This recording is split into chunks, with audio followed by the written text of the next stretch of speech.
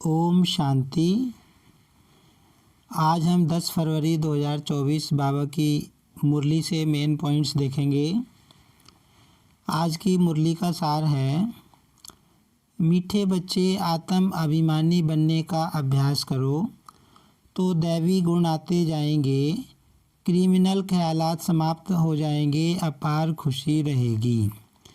बाबा कहते आत्मा समझने की प्रैक्टिस करो, तुम आत्म अभिमानी बनने का अभ्यास करो तो दिव्य गुण आते जाएंगे और बाबा कहते क्रिमिनल ख्यालात नहीं आएंगे और खुशी बढ़ती जाएगी।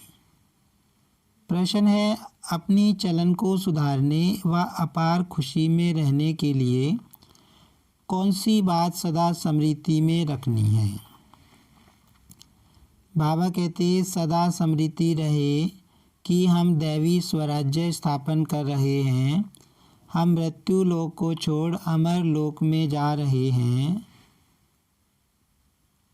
इससे बहुत खुशी रहेगी, चलन भी सुधरती जाएगी, क्योंकि अमर लोक नई दुनिया में जाने के लिए दैवी गुण जरूर चाहिए।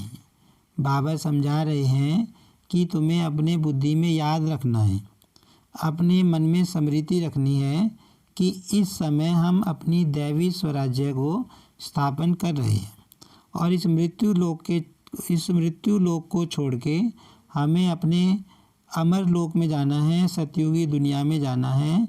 तो बाबा कहते तुम्हारी खुशी भी बढ़ेगी और तुम्हारी चलन भी सुधरती जाएगी और दिव्य गुण भी आते जाएंगे। स्वराज्य के लिए बहुतों का कल्याण भी करना पड़े, सबको रास्ता बताना पड़े। और बाबा ने बताया कि तुम्हें दूसरों को रास्ता भी बताना है, अनेकों का कल्याण भी करना है। अब देखते हैं मेन पॉइंट्स। बाबा ने आज कहा, हिंदू भारतवासी समझते हैं हम पराए फॉरेन राज्य में दुखी थे, अब सुखी हैं अपने राज्य में, परंतु यह है अल्पकाल काग विष्ठा समान सुख। बाबा समझाने दे रहे हैं कि भारतवासी क्या समझते हैं कि अंग्रेज़ों का राज चला गया, हम अंग्रेज़ों के गुलाम थे तो जो ज़्यादा दुखी थे, इस समय हम सुखी हैं। तो बाबा कहते कि इस समय सुख कहाँ पे है। ये जो सुख दिखाई देता है, विज्ञान का जो सुख आया है 100 सालों में, बाबा कहते ये तो अल्पकाल कागविष्ठा समान सुख है, सब आत्माएं दुखी हैं। बाबा कहते कि तुम नई दुनिया में जा रहे हो, सदा काल के सुख की दुनिया में जा रहे हो, तुम्हें इस बात की बहुत बहुत खुशी रहनी चाहिए। इस दुनिया में, इस मृत्यु लोक में इस समय जो सुख है वो कागविष्ठा के समान है, लेकिन जो नई दुनिया आएगी वहाँ सदा काल का सुख होगा। और बाबा ने कहा, अब बेहद का बाप दैवी गुण सिखलाते हैं तो खुशी का पारा चढ़ना चाहिए। टीचर नॉलेज देते हैं तो स्टूडेंट को खुशी होती है। बाबा कह रहे हैं कि तुमको भगवान पढ़ा रहे हैं, दिव्य गुण धारण करा रहे हैं, इतनी ऊंचे से ऊंचा ज्ञान दे रहे हैं, तो तुमको बहुत खुशी होनी चाहिए। बाबा कहते हैं कि जब टीचर नॉलेज देते हैं और स्टूडेंट जब ग्रहण करता है तो उसको बहुत खुशी होती है। और जो इस समय तुम नॉलेज ले रहे हो बाप से, वो तो बहुत बड़ी नॉलेज है, बहुत ऊंची नॉलेज है, बेहद की नॉलेज है। अब हम अपना राज्य स्थापन कर रहे हैं तो तुमको उछलना चाहिए, पुरुषार्थ में लग जाना चाहिए। बाबा कहते हैं कि एक तो तुमको अपनी बुद्धि में स्मृति रखनी है, ये योग की पॉइंट है। हमें अपने मन में संकल्प चलाने हैं कि मैं आत्मा नई दुनिया में जाऊंगी, मैं आत्मा अपने नए दैवी स्वराज्य की स्थापना कर रही हूँ। बाबा आया हुआ है, हम मृत्यु लोक को छोड़कर अपनी नई दुनिया में जाएंगे, सतयुगी दुनिया में जाएंगे। एक तो बाबा कहता है ऐसे तुम अपने मन में संकल्प चलाओ और इस बात को स्मृति में लाके बाबा कहते तुम्हें खुश बहुत होना चाहिए, तुमको खुशी से उछलना चाहिए और पुरुषार्थ में लग जाना चाहिए क्योंकि प्राप्ति बहुत ऊंची है। जो कल्प पहले लगे होंगे वे अब भी लगेंगे जरूर। और बाबा ये भी कहते हैं कि जिन आत्माओं ने कल्प पहले मेहनत की थी, पुरुषार्थ किया था, वर्षा लिया था, वही अब लेंगे। और नंबरवार पुरुषार्थ अनुसार हर आत्मा बाबा का बच्चा अपनी मेहनत कर रहा है। तो बाबा कहते तुम्हें ये बातें तुम घड़ी घड़ी भूल जाते हो। अगर तुम ना भूलो इन बातों को तो तुम्हारी खुशी कभी कम ना हो, हमेशा खुशी बनी रहे। यह बड़ी भारी लॉटरी है। अब पुरुषार्थ कर ऊंच पद पाया तो कल्प कल्पांतर पाते ही रहेंगे। बाबा समझा रहे हैं कि देखो इस समय तुमको भगवान पढ़ा रहे हैं, दिव्य गुण धारण करा रहे हैं, ऊंचे से ऊंची नॉलेज बेहद की तुमको दे रहे हैं।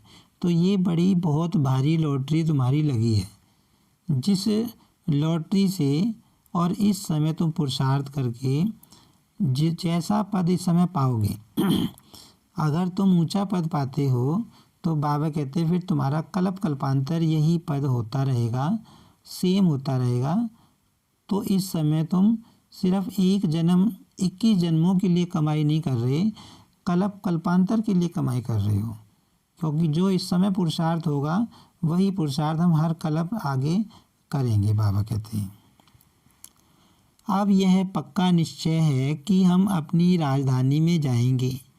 यह पुरानी राजधानी ख़त्म जरूर होनी है।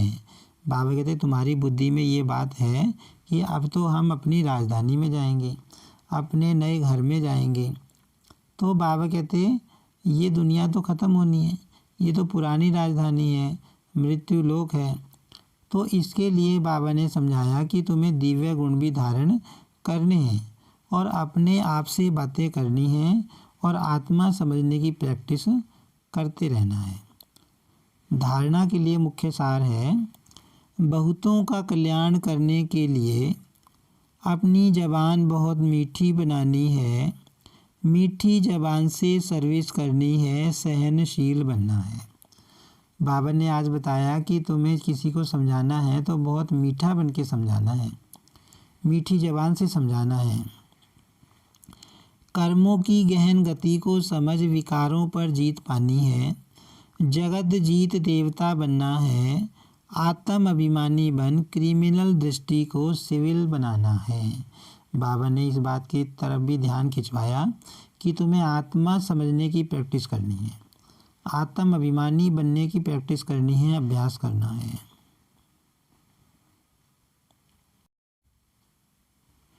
वरदान है श्रेष्ठ कर्म द्वारा दिव्य गुण रूपी प्रभु प्रसाद बांटने वाले फरिश्ता सो देवता भव। वर्तमान समय चाहे अज्ञानी आत्माएं हैं चाहे ब्राह्मण आत्माएं हैं, दोनों को आवश्यकता गुण दान की है।